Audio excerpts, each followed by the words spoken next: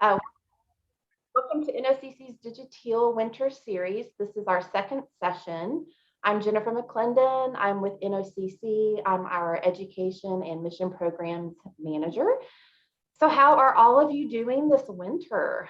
I know here, I'm in Texas, so it's been pretty warm, but this last week we actually had a pretty good cold spell. So it's gotten kind of cool here, which I particularly love. But I don't know about you, but when I think of winter, warm, comfort, cozy blanket, cooking in the kitchen, a cozy soup. And so we have our guest with us tonight, Karen, who's going to demonstrate wonderful soup for us tonight. And whether you're managing side effects like fatigue or dehydration, especially during the winter, or hyperthermia, this evening session, I'm sure, will be of a big help to you. At least that's our hope. So tonight, our guest, Karen, will be discussing the challenges of going through treatment during these cold winter months, including managing the immune system. She has some great tips there for us. And then she, like I said, is going to be demonstrating how to make this one and easy soup packed with nutrition. So tonight starts off is our second session in our series. We have one more series after this on March 30th. And that one is meditation and chocolate. So we hope that you join us for that one. And this program tonight is sponsored by donors and partners that are really dedicated to NOCC to provide us with learning opportunities and a platform for our teal community to be inspired. So just before we get started, I want to just let everyone know that we are recording this evening session, but we're going to be recording in speaker view only. So if you're not already on mute, go ahead and do that so that we can make sure we cut down on the background noise. But just know that we respect your privacy, your faces and your names, even if you're sharing them at this time, they will not be recorded during our recording. So we just want to make you aware of that. With all of that said, we want this to feel less like a coming at you presentation, and we want it to feel more casual, like a family get together. So welcome to our kitchens. We love to see your faces and interact with each of you during this session. So if you feel comfortable in doing so, again, please at any time, feel free to unmute yourself and chime in or ask a question. That's what tonight is about, is just being open with everyone. So feel free to do that. So our speaker tonight is Karen Berg. She's a registered dietitian and board certified specialist in oncology nutrition. Karen is also part of the team at Savor, which is a digital health company that provides personalized nutritional support, and they're a wonderful partner of NOCC. So welcome, Karen. Thanks so much, Jen. I'm so excited to be here with you guys tonight. Oh, good. Well, I'm going to stop my talking. People are like, okay, can we start now? So I'm going to stop. And I'm going to turn it over to you to get into the soup demonstration and some wonderful nutrition tips that you have for us. Great. Well, thank you again so much, Jen, and thank you to everybody at NOCC for having me tonight. I'm so excited to be here on behalf of Savor Health and to welcome you to my kitchen. So a little bit more about my background. I've been an oncology dietitian for about 7 years. I've spent over 5 years at an outpatient facility where I taught a lot of classes on for women with breast and gynecological cancers. I've done a lot of cooking demonstrations and really worked with patients throughout their continuum of care. So whether you're joining with a recent cancer diagnosis, whether you recently started treatment, whether you've been in remission for 10 years, welcome, right? Everybody's welcome here. Nutrition plays a big part in your cancer journey, no matter where you're at. So it could really help with nutrition can help cope with side effects. It can help cope with medications, side effects from surgery or medications. And it really just helps build a better quality of life. So I'm glad you're here to cook with me today and hopefully learn a few tidbits. I always like to start with a disclaimer. So I just want to let everybody know any suggestions I make today are really general recommendations. Always please follow the advice and recommendations of your healthcare team. Nutrition can be very individualized to meet you where you're at. So everybody has different needs, everybody has different requirements, and everybody's healthcare team might be telling them different things. So always listen to your specific team on what they provide for you. But hopefully today you could get some good tips that could help you no matter where you're at in your journey. And then my second disclaimer is, as you will quickly note in my kitchen, I am not a classically trained chef by any means. I've taken maybe one or two like sur la table, cooking classes with friends, but my techniques may not be pretty, but they work for me.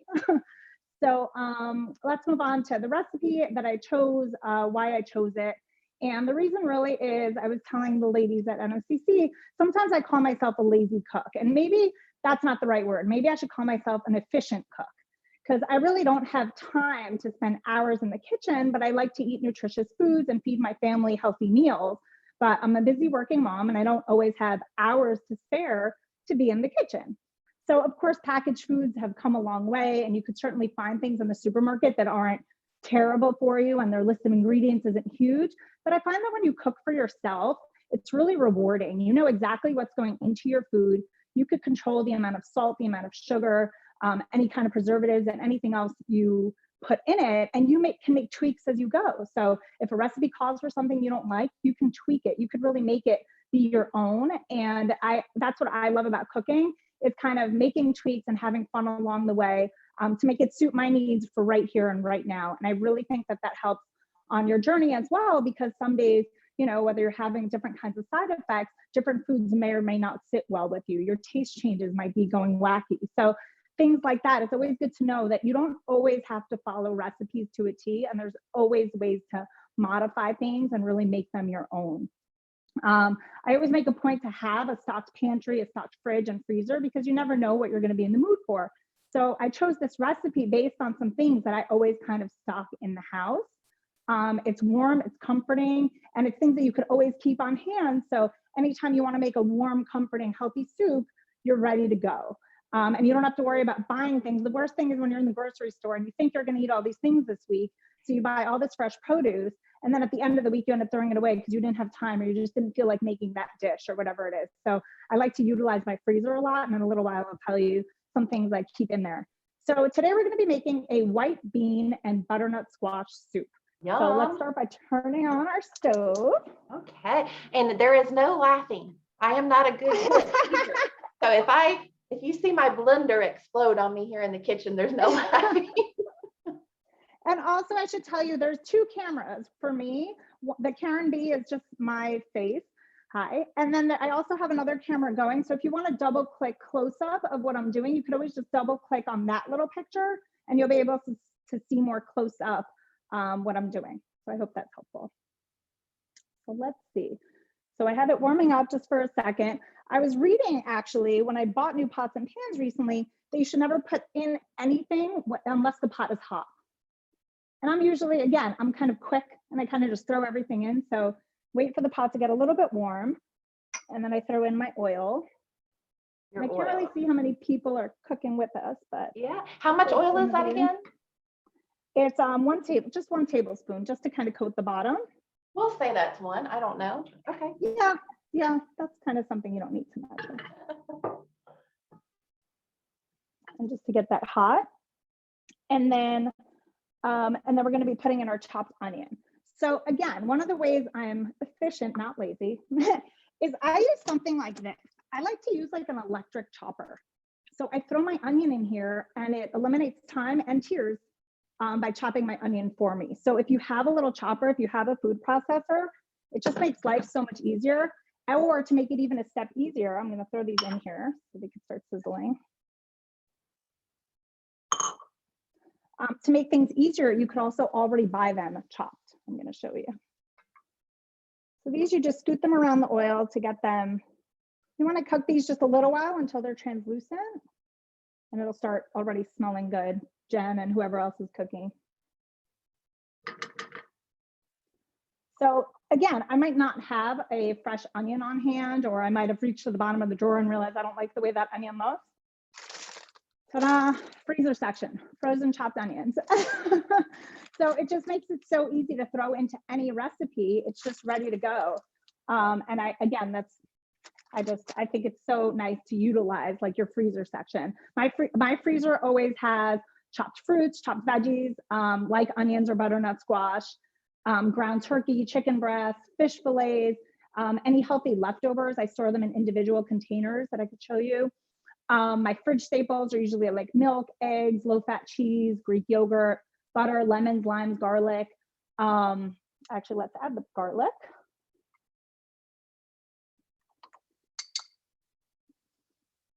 I'm gonna add the butter and the garlic. So again, garlic, you could of course buy the cloves, but you could buy it already minced. Again, just makes your life easier. I'm all about making my life easier when I can. So it's like one heaping, if you're using the minced garlic already, it's like one heaping teaspoon of it. And that's about like 2 cloves, I believe. Oh, that smells so good already. So right there, it's like everything in my pantry and freezer, I could whip up a meal. I could whip up so many different meals, with just what's in my pantry, fridge, and freezer. So spices, I like this recipe because you could literally use kind of whatever spices you like. I find that rosemary could easily be swapped out for sage. So it depends what you're feeling. And if your taste buds are kind of off and like all of this just sounds like it's not for you, leave the spices out. It's kind of a very mild soup if you leave the spices out, and that's totally fine. And if you feel like, wow, I'm not tasting this enough, rosemary could be really strong. If you add a little bit more, you're gonna feel that flavor immensely. As you'll see, I don't really cook with salt, but again, if you're having taste changes where you need more salt or you need other things, make this your own, please. That's what I love about this kind of stuff, is you really can just make it your own. So I stirred in the butter. Now I'm going to stir in those spices. Is it smelling good by you yet, Jen? What was that, Karen?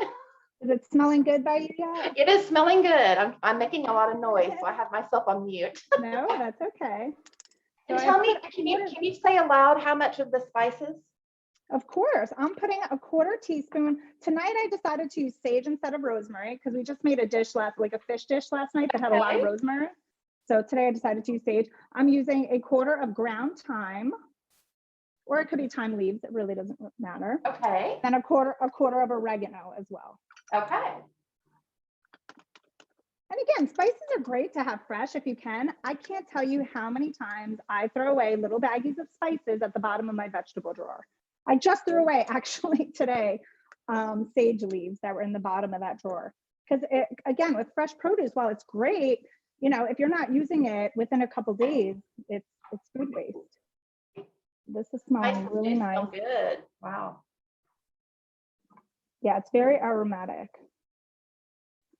But again, so if you're experiencing something like nausea, this aroma might really not be appealing to you. So hand this recipe to one of your friends and then they could bring it over to you when it's already done.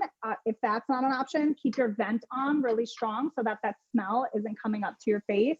If you can open a window in your kitchen, of course, do that, because oftentimes if somebody has nausea and they're cooking, that just turns them off to eating and then they don't eat the meal. So it defeats the whole purpose of even making the meal. So really to keep those kind of things in mind.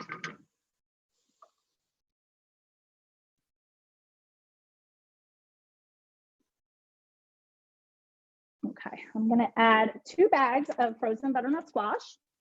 So mine comes nice and chopped, really small. I'll show you on this. I found that as well. If you don't have butternut squash, could you use sweet potato?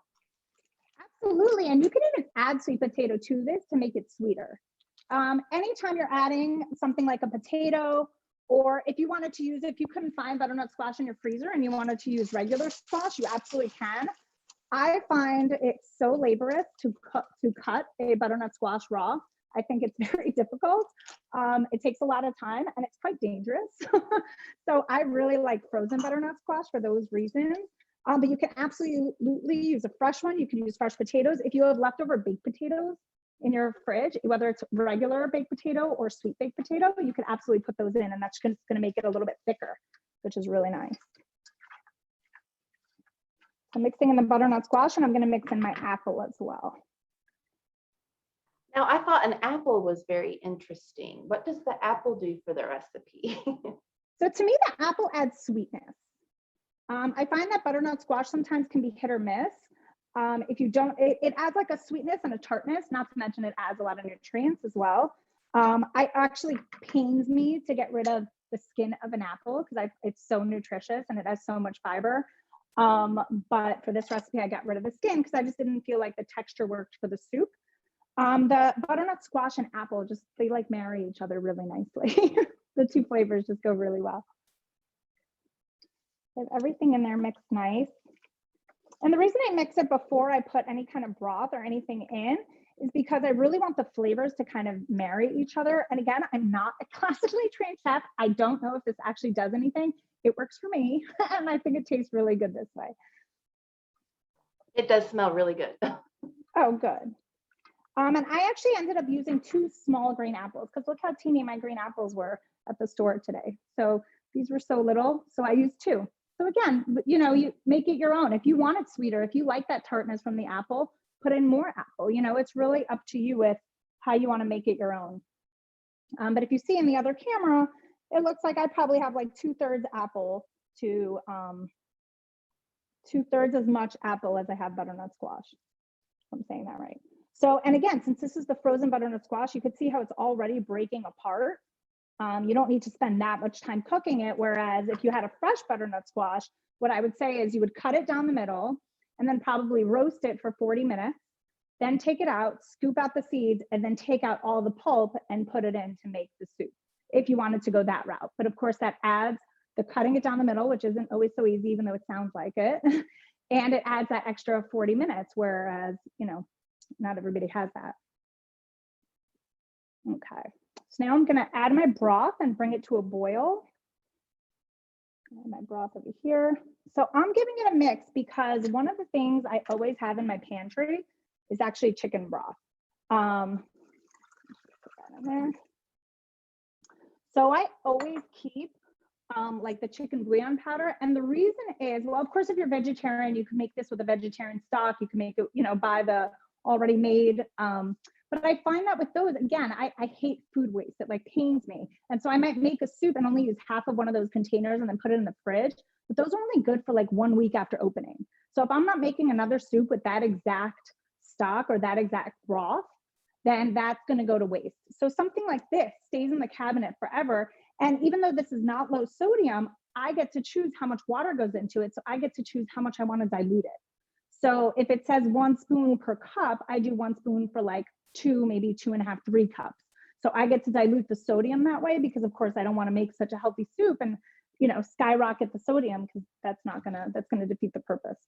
So I want this to boil.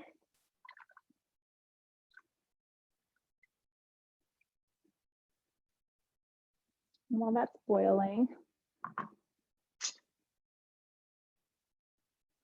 so some other things, just in addition to the broth, I always try to have like canned beans or canned peas in my pantry. I always try to have dried beans, dried peas. I always have some kind of multi-grain cracker, things that are just easy to grab, but then also cans of like tuna fish, and different things that are just easy, a whole grain pasta, a protein-based pasta, things that again are crushed, cans of crushed tomatoes so that I can make a quick sauce. I always have some kind of avocado oil, olive oil, just things that again are just easy so that I could turn around any day of the week without going to the supermarket and make a healthy, relatively easy meal. So mine's still not boiling yet. I think the butternut squash wasn't. And Jen had asked me before, so the butternut squash was completely frozen when I threw it in here, and that's totally fine. Okay, mine was too. Yeah, I had to break apart the rocks, but that's So okay. we bring it to a boil before we add the beans, is that right? Yeah, I mean, I just thought that it would just marry the flavors a little bit more, but again, I don't really have a rhyme or reason. That's just how I made it before. I like to kind of bring things to a boil. Like, for instance, one of the things I love to make, which is also kind of like a pantry staple type soup, would be like a lentil soup, you know. And I always start with like a mirepoix, that word. So it's like a base of like carrots, onions, celery, garlic, all those things that, you know, people just have in their fridge. You have it on hand so you can whip up any dish. And then I always have the bouillon. So I start with that base, and then I could either add chicken drumsticks and make a chicken noodle soup out of it, or I could add cans of black beans and have a black bean soup and add some different spices. I could add dried lentils, and then I have a lentil soup and put other veggies in. So it's really like the base of a good soup I used to hate making soup because I thought soups just take so long to make. And it's winter, and it's just so comforting to have something warm that you've made yourself. And hydration is such an important thing in the winter. And we forget to drink. We're not sweating. We're not outside running around. And a lot of people tend to forget. It sounds so crazy, but a lot of people tend to forget to drink in the winter. And we see a lot of dehydration because you just think you're cold. You don't want to reach for a cold cup of water, and hot tea is kind of hard to drink a lot of, right? You're just sipping it because it's hot. So something like soup, oh, I'm boiling now. So something like soup is a nice thing to have because it adds more fluids to your day. So here I have 2 cans of my cannellini beans. They're already rinsed. So I always rinse canned beans. So beans are really the only thing I buy canned because they're just so easy. They're already pre-cooked. And you might notice that when you rinse them, you're going to see like foam and stuff on top. And that's totally normal. When like a starch gets pre-cooked, right? So when it gets pre-cooked, that's what you're seeing coming out. It's like those starches and stuff. So, but I like to rinse it just to get any extra salt off of there. I don't want any extra salt in my food that doesn't need to be there. It looks delicious. Thank you. Well, Karen, we've got a tip from Barbara who said, let's hear it. She's learned to bake squash whole, then cut them in half and scoop out the seeds. It's much easier. She pokes holes in the squash midway so it cooks more evenly. Yep. I love that. That's like a baked potato. That's how I bake potatoes. I poke the holes in. I love that. Thank you for that tip. Lower the heat. It looks like Diana Jones is in the kitchen as well. How is it coming there?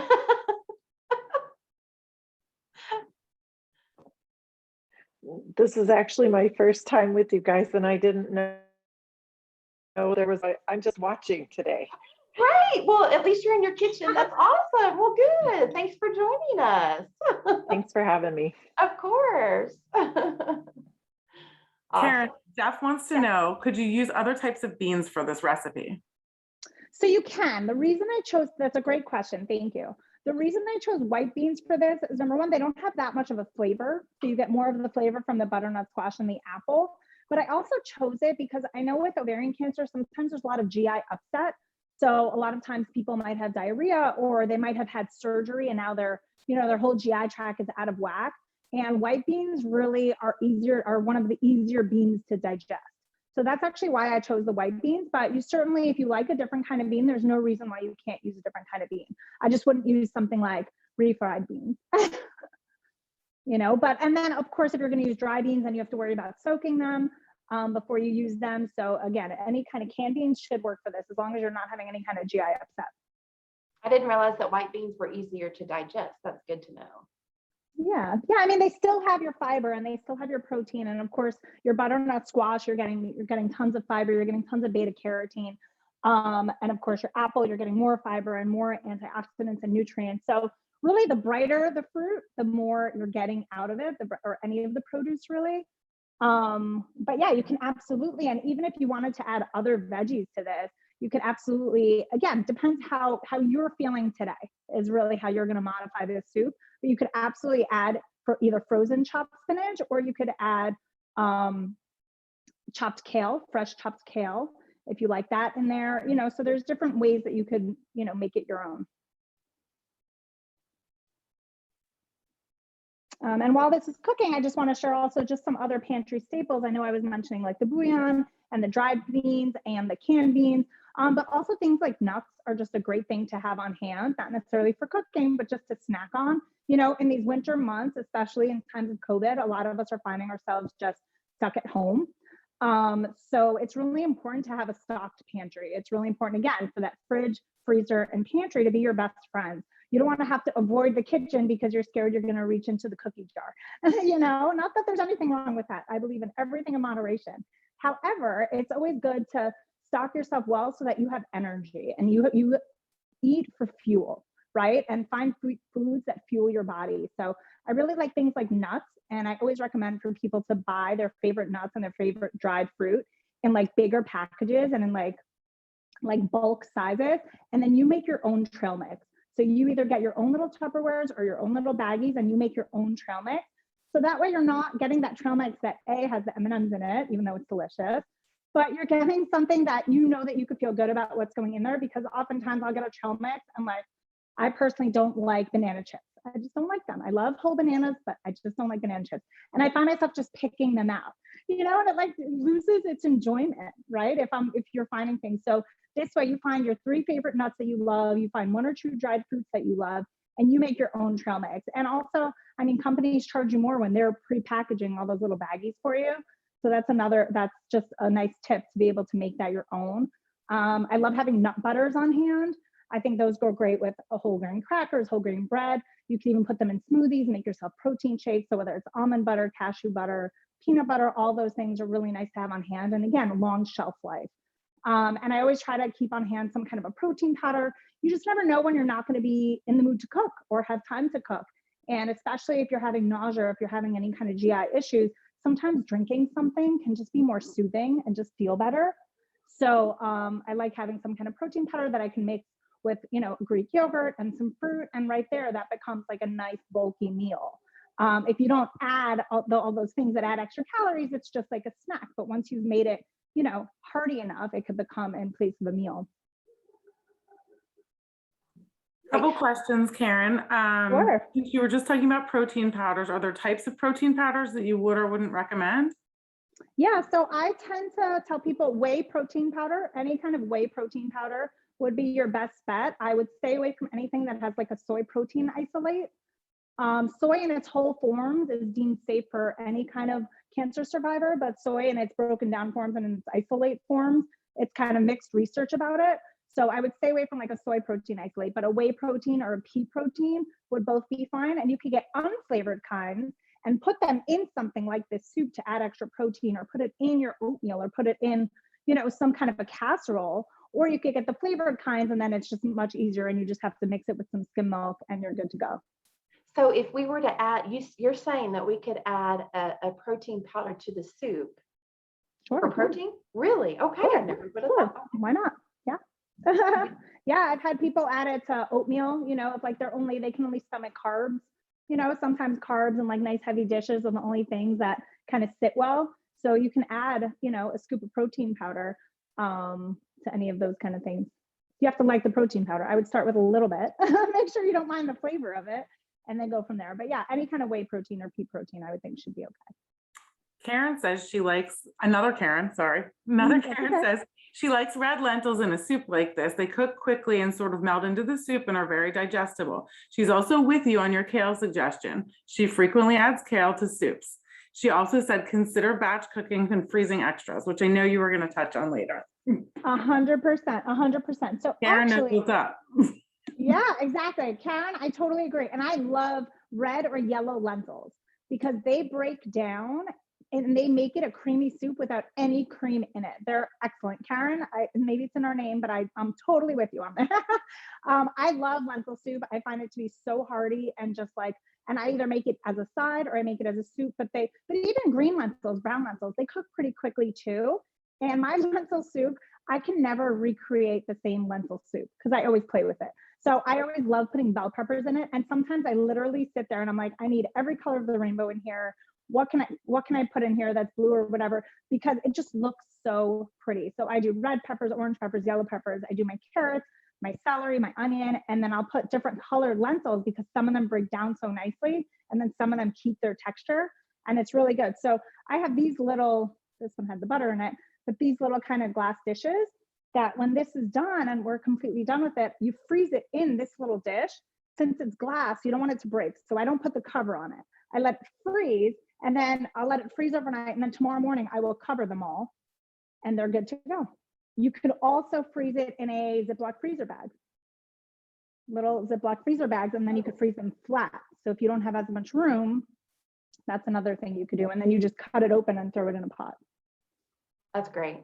Yeah. I wanted to just kind of throw in here, we sent out a pre-survey or a pre-questionnaire before the session tonight, asking some questions of you guys. And one of the questions we asked was, what issues or concerns do you have in relation to the cold winter months in terms of nutrition? And one of those was, in fact, dehydration issues.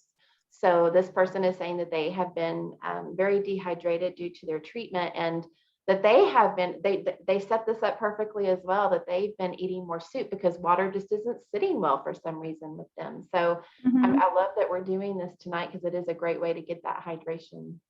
Yeah, and some other tips for good hydration. Sometimes I hear people just say water doesn't taste good at this point. Yeah. You know, so whether they're drinking out of a metal bottle or whether it's a metal straw or whatever it is, water's just not tasting good. So I often tell people get a glass jar and put it in your fridge with some really well washed, you know, oranges, lemons, or limes, slice them up and keep it in your fridge. And then you kind of make your own spa water. You know, you could put mint leaves in it, you could put cucumber in it, you can kind of make it your own, but that way it has a little bit of a flavor without buying any of like those processed drinks, but it gives you enough flavor that you won't say, I hate water, because I do get that from people a lot, and that's fine, and it's totally understandable. But also finding a water bottle that works for you. I'm gonna reach mine so I could show you. So like finding the right water bottle. So some people like having those little itsy bitsy Poland Spring bottles, you know, because they feel accomplished once they've drank one. I know people like that. I get it. And then some people like the regular size. And then someone like myself, I like having the big one because I know I need to finish it. There you go. As long as it's not coffee. So yeah, it's really all about what works for you. Is it better for you to have a glass next to you when you're working at your desk? Is it better for you to have a bottle? Do you like drinking out of a straw more? Do you drink quicker out of a bottle? Whatever it is, finding the tips and the tricks that work for you. Do you like room temperature? Do you like cold? Do you like a straw? Do you not like a straw? And then also, a lot of people take vitamins or they take medications, right? You take different things and usually you take a sip and then you're done. I always tell people, why can't that be half a glass? It doesn't have to be a sip, right? So now as part of your medications or whatever it is you're taking, that just tell yourself that that's part of your regime, right? You have half a glass or you have a full glass, even better. And that's just another way of getting that hydration is. You could also leave a glass on the night table. This works for a lot of people. Before your feet even hit the ground, finish that glass of water. And right there, you've started your day off right. Oftentimes people that tell me that they're snacking all day long, I tell them reach for water, see how you feel.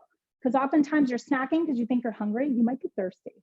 So little things like that are awesome ways to just get a little bit more hydration in as I talk about it. Yeah. And we're supposed to be boiling right now, correct, Karen? Okay. I was just going to say, do you need to pay attention to your soup or are you ready for So mine is simmering, and I was actually going to ask you, Jen, how yours is going, because I'm ready to immersion blend mine. Go ahead. I don't think mine's quite ready, but go ahead. Okay. So I was, I'm not sure if I mentioned this earlier. I like to blend this because I find that pieces of apple in a soup might be a little awkward. So I like to blend it. And also I just think that butternut squash tastes better and like a creamy soup. You always feel like it's a creamier type soup. Again, there's no cream in here. The only fat in here was that little tablespoon of butter and tablespoon of oil. But you could of course use more oil if you're vegan and you don't want to use the butter, that's fine too. So I have another butternut squash that I'm going to use after I immersion blend it, just to give it a little bit of consistency. This is one of those appliances that it kind of stays in the back of my kitchen, and then I only use it when like for soup. Sorry, so it's going to be loud. Should I mute it? Here, let's mute it. You don't hear it.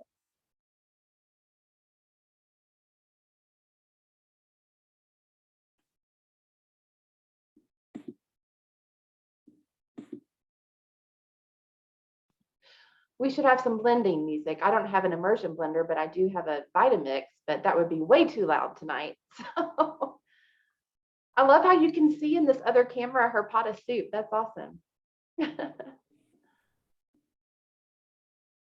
looks really good. Does this soup sound good to everyone? Yeah, it does. Yeah, it does sound good.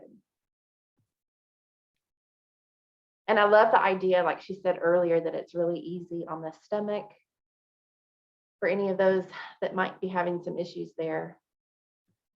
Yay, we're getting a lot of comments. Yes, this looks delicious. Yay. Karen, I love how methodical you are being with this blender. This is amazing. Well, so actually with immersion blenders, there is kind of a trick to it in the sense of, well, first of all, I wanted to make sure that it was even throughout. But secondly, there's holes on the side of it, depending which camera you're looking at. So if you turn it on when those holes are still sticking out, it's going to be uncomfortable because everything's going to splatter out. So Allie knows what I'm talking about. So you really need to make sure that it's completely immersed in there before you start pressing that button. So The immersion blender is no joke. You also have to be careful. You don't want to really scrape it around your pot and then scrape your pot. So just little things to be careful about. And of course, I mean, not everybody has an immersion blender. I get it. Sorry. See, I have such a messy station. This is why I'm not the chef. But of course, you could always throw it in a blender. So, you know, I have my big blender here that goes on that same base that the chopper goes on. And you could always throw it in a blender. The only thing is that you want to wait till it gets a little cool. If not, like, it's going to pop the lid off the blender, I think. So you definitely want to wait till it gets a little cool, and then you could throw it in the blender. So now this is a nice consistency. If you could see here, I don't have a spoon, but I want to eat right out of here.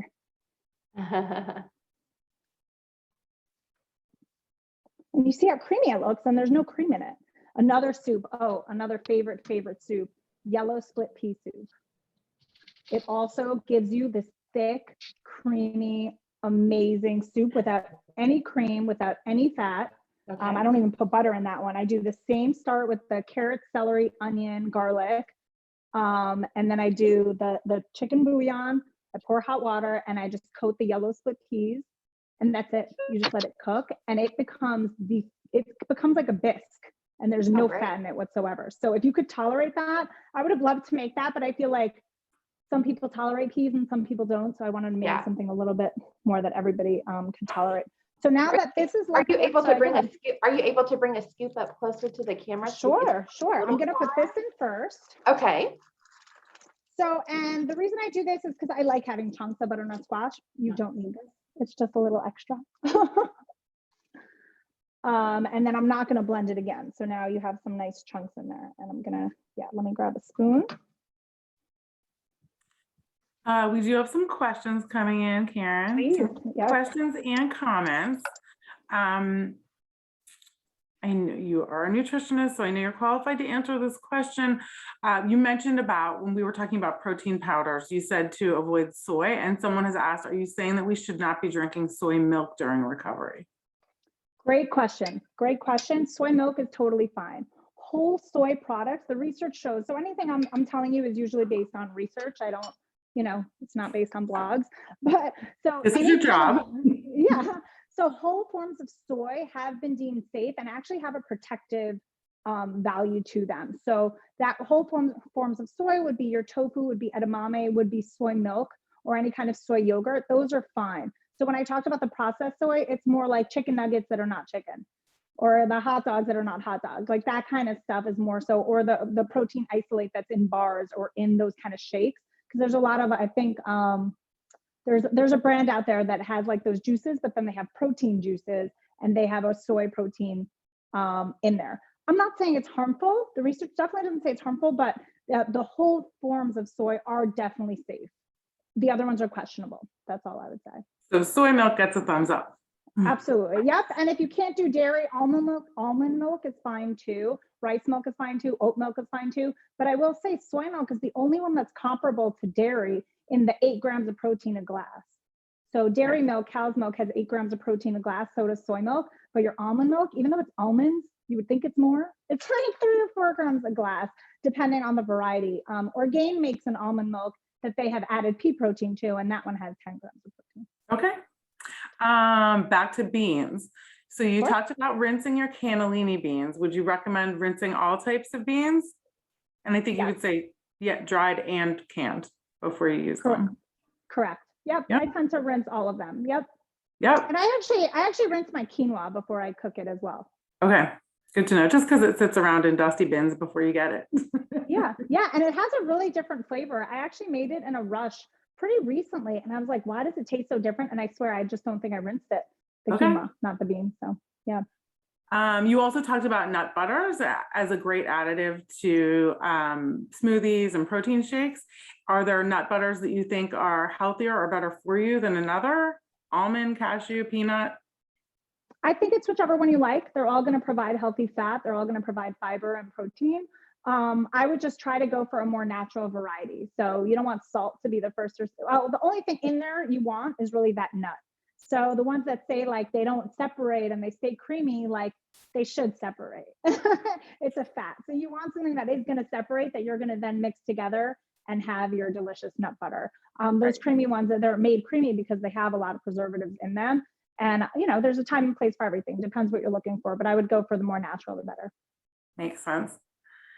Pat said when her mom was going through chemo, one of the things she really tolerated well was a soup that she made with sweet potatoes and pears. That sounds delicious. Ooh, and pears. Nice. Mhm.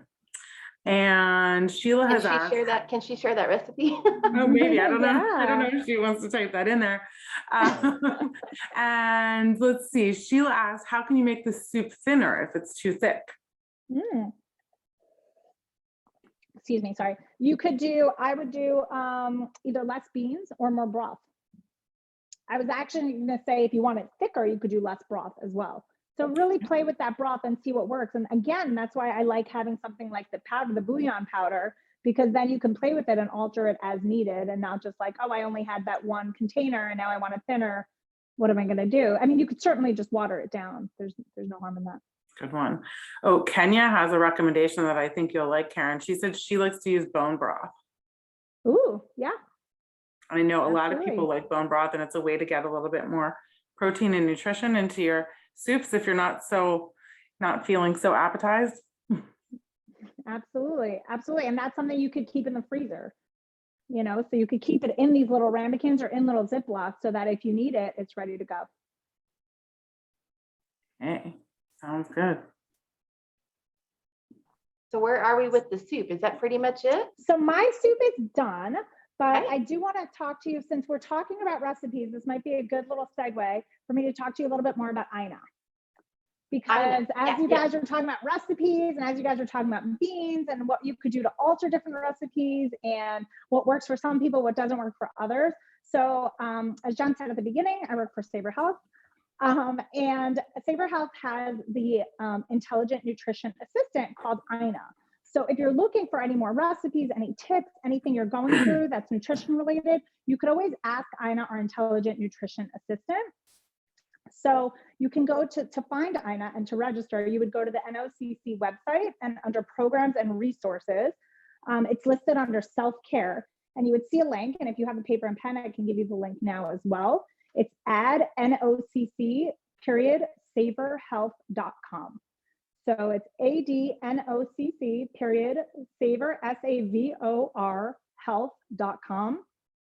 All you need to do is input your phone number, a cell phone number, because it's a text platform. It's an SMS text platform. You don't need to download an app. It's all via text. You just can go back and forth with Ina. All you do is you put in your cell phone number and you accept the terms of use and hit start. And right away, you'll get a text message from a phone number and it'll welcome you to the platform. It'll send you like a little form to fill out, just a little bit about yourself. So that way we can make it more personalized experience for you. And right away, you could just start interacting with Ina. You could say, hey, Ina, send me a soup recipe. Hey, Ina, help me manage diarrhea. You don't even have to say, hey, Ina. You could just say, what can I do to manage diarrhea? Is soy protein okay? Is soy milk okay? And really, it's a really extensive database of over 75,000 interventions. And anytime Ina can't answer a question, you would have myself or another oncology registered dietitian on the back end to help the AI system to make it bigger and better. So really you should utilize this, and I'm sure Jen can send you the link in the email as well. Yes, and Allie put the link in the chat, and it's really great. great. I remember when I first started using it, it would ask me every day, how are you feeling? And then you could base some of your questions upon how you were feeling that day. It's really, really great. Kenya mentioned in the chat that she really likes Ina. Kenya, do you have any kind of things you'd like to say about it? Not putting you on the spot, you don't have to, but nice to know that there's someone here that are using Ina and have found it helpful. So thanks for bringing that up. Yeah, that's great. Yeah, it's really great. And also, it's just something in your back pocket. How many times are you given a list in a doctor's office? Let's say you're given a list of foods you should have or shouldn't have, let's say after surgery or something. And then you're standing in the grocery store and you're like, was I supposed to have that or not supposed to have that? And you can just text Ina like, hey, I just had, this done. What can I eat? And she will hopefully be able to help you. So it's a really nice little tool and a nice little thing you can have. And again, it's not app based, it's just texting, which we all do anyway. So it's texting a nutrition expert. Yeah, absolutely. And so you mentioned that you should just, you had mentioned about freezing the soup. So when this Mhm. cools down, put it in the Mhm. freezer, or can we put it in there warm? You may have already said that, and I So no, it could be slightly warm. I don't wait for my foods to get cold before you. before putting them away, but you certainly don't want to have any kind of, I mean, I also store it in glass, so I don't want to have any kind of friction of super hot to cold. So I don't want any extreme temperatures, but once it's like fairly close to room temperature, it's fine to get put away. I also don't leave things sitting on the counter until they get cold to put them in the fridge. The only reason I think people do that is because back in the day, you didn't want to lower your fridge temperature. But I feel like now refrigerator technology is so much better. So it's okay to put something away if it's warm.